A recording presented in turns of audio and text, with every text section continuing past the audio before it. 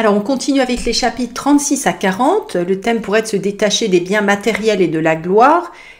Épictète nous rappelle que la richesse ne se mesure pas à ce que l'on possède, mais à la capacité de se contenter de peu.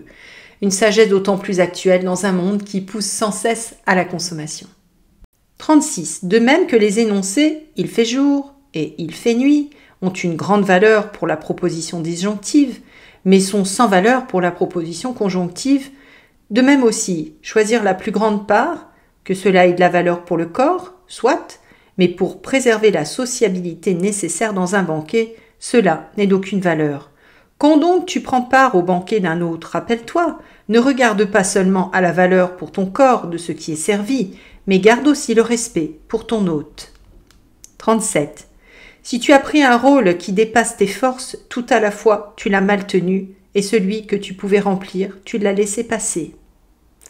38. Comme dans la promenade, tu fais attention à ne pas marcher sur un clou ou à ne pas te tordre le pied, de même, fais attention à ne pas nuire non plus à ta partie maîtresse. Si nous veillons sur elle en toute œuvre, c'est plus sûrement que nous nous mettrons à l'œuvre. 39. La mesure de l'avoir, c'est pour chacun le corps, comme le pied est la mesure de la chaussure. Si donc tu t'en tiens à lui, tu garderas la mesure. Mais si tu franchis ce seuil, alors, comme du haut d'un précipice, nécessairement tu seras emporté.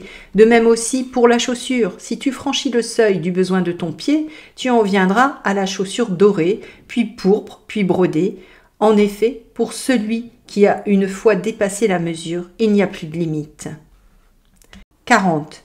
Les femmes dès leurs 14 ans sont appelées dames par les hommes. Aussi, voyant qu'il ne leur reste rien d'autre que de coucher avec les hommes, elles commencent à se faire belles et à placer là tous leurs espoirs. Il est donc juste de s'appliquer à ce qu'elles sentent que rien d'autre ne force l'estime pour elles que d'apparaître décentes et réservées.